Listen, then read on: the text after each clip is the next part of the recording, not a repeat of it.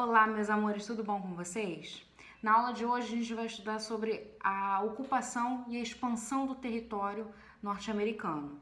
Algumas aulas atrás nós estudamos sobre o processo de independência das 13 colônias, se tornando os Estados Unidos, e agora nós vamos ver como aquele território das 13 colônias se expandiu para o que é hoje o território dos Estados Unidos. E a gente vai ver como que isso se deu e as consequências desse processo. Então vamos lá? Formação e expansão dos Estados Unidos, capítulo 14. Nós vimos no início do primeiro bimestre sobre o processo de independência das 13 colônias, se tornando os Estados Unidos. E nós vimos que nesse momento, os Estados Unidos, o território só tinha essa faixa de terra que correspondiam às 13 colônias. Muito diferente do que é hoje em dia. Então, percebam que os Estados Unidos começam com aquela estreita faixa de terra pertencente às 13 colônias e, com o passar do tempo, ele vai expandindo o seu território. E aí, nesse momento, nós vamos estudar como acontece essa expansão. Primeiro, havia necessidade de expandir. Por quê? Havia um crescimento populacional, muitas pessoas estavam migrando para os Estados Unidos por perseguição religiosa, condições de trabalho, fugindo de guerras, as guerras napoleônicas, as guerras liberais. Então tinha muita gente indo morar nos Estados Unidos. Então, com o crescimento da população, você precisava de mais espaço, mais território. Além disso, faltava terras disponíveis.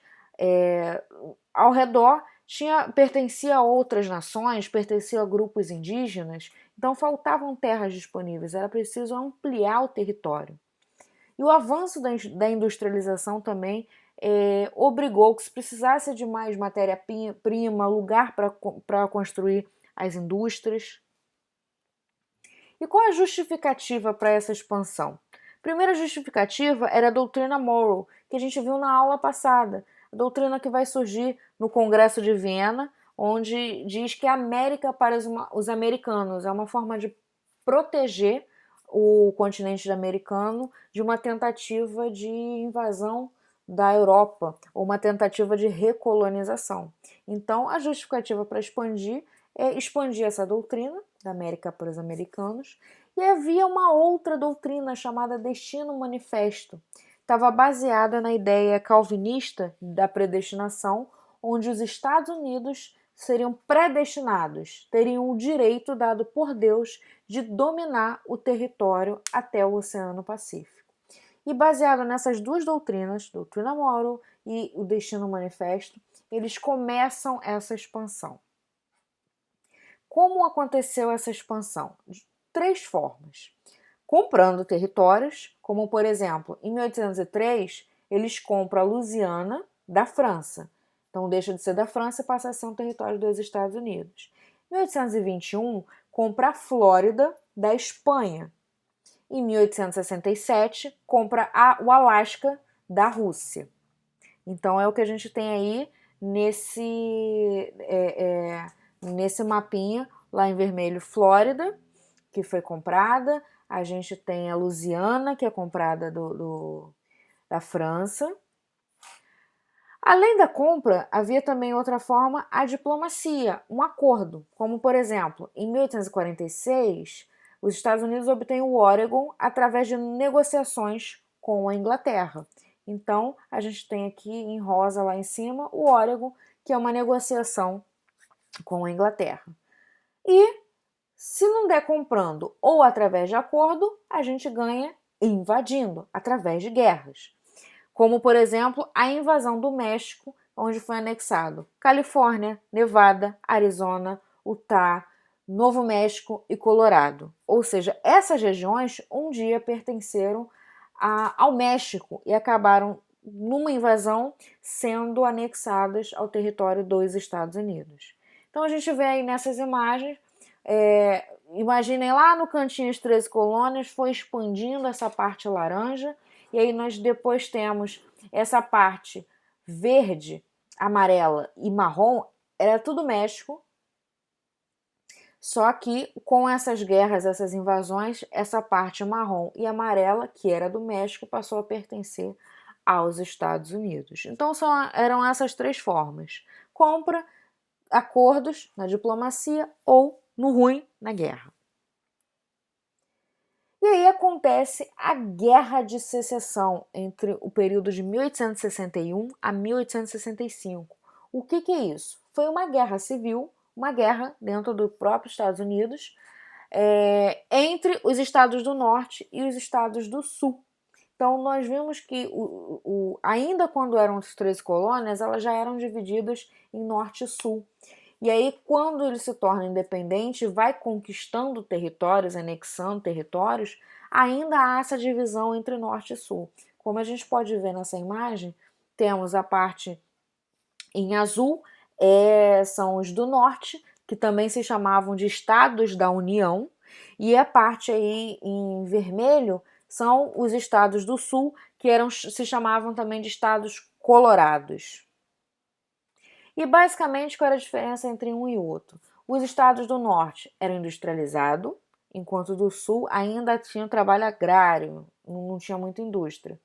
Do norte era um trabalho livre e assalariado, enquanto no sul ainda era escravista, ou seja, ainda tinha como mão de obra o uso de escravos. População do norte era basicamente urbana, enquanto do sul era rural. População do norte, muito poder militar, enquanto a do sul tinha pouco poder militar. Então, analisando esses fatores, qual deles tem mais condições de vencer essa guerra? O norte, principalmente porque tinham muito poder militar. E quais são basicamente as causas para essa guerra de secessão, que também pode ser chamada de Guerra Civil Americana?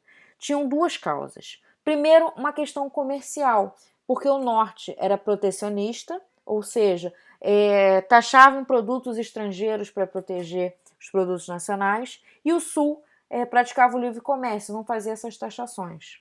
Além disso, tinha uma questão da mão de obra. O norte era abolicionista, ou seja, já tinha liberado os escravos, enquanto o sul ainda era escravista. E aí tudo vai começar a piorar quando, em 1860, Abraham Lincoln, esse moço aí da foto, ele é eleito presidente dos Estados Unidos e ele era um ferrenho defensor da abolição da escravidão. Quando Abraham Lincoln chega ao poder, se torna presidente, o que as pessoas imaginam? Ele vai acabar com a escravidão.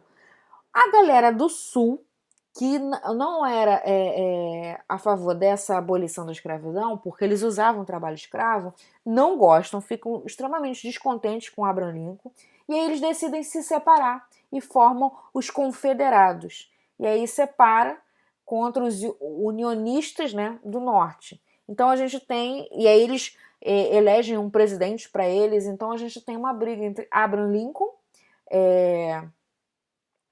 do norte, e Jefferson Davis, do sul, né, dos confederados. E nessa briga, que dura de 1861 a 1865, quem vai ganhar é o estado do norte, porque tem mais poder militar. Consequências dessa guerra civil: desenvolvimento econômico e industrial de todo o país, de todos os Estados Unidos, fortalecimento do transporte ferroviário, extermínio de quase toda a população indígena. Ou seja, com essas invasões, essa ampliação de território, as populações indígenas que ali viviam praticamente foram todas dizimadas. E aí depois foi criado reservas indígenas para o restante, para o pouquinho de população que ainda sobreviveu. Condições favoráveis para o imperialismo para o norte-americano, domínio dos Estados Unidos, fim da escravidão, com isso abole-se a escravidão nos estados do sul, e o aumento do racismo com intensa discriminação e violência. Se a gente voltar aqui para esse mapa da região sul, essa parte mais vermelha são os estados, tanto daquela época até os dias de hoje, onde mais se há indícios de racismo. São os estados mais racistas que existem, e isso vem desse passado escravagista, né, dos Estados Unidos. Então a gente tem como uma das principais consequências, apesar de ter o fim da escravidão, há um aumento do racismo, com uma intensa discriminação e violência. E aí vai surgir um grupo chamado Ku Klux Klan. Você já deve ter ouvido, também a gente resume como KKK, né, o KKK em português. E é um grupo que eles se intitulam a supremacia branca, eles lutam pela supremacia branca. Então eles dizem que eles vão surgir nessas regiões do sul e eles querem afastar a população negra daquela região. Eles acham que eles são os melhores e precisam impor a sua supremacia branca. Então nós temos aí imagens desse movimento. Tem aí America First, primeiro América, ou America for Whites, América para os brancos. E esse grupo, ele é bem marcado por esse uso desse uniforme, essa roupa branca com essa touca com capuz. E reparem nessa bandeira que está na mesa. Tem a bandeira dos Estados Unidos hasteada ali atrás, e na mesa está essa outra bandeira, que é a bandeira dos confederados da região sul. Então, até hoje, existe esse grupo da Ku Klux Klan e que ainda prega essa supremacia branca, e eles ainda usam essa bandeira dos confederados. Agora vocês vão fazer os exercícios do livro, páginas 50, 51, 52 e 53. Os conceituais vão fazer do 1 ao 5, contextualizados 6, 8, 9 e 10 e aprofundamento a 11, letra A.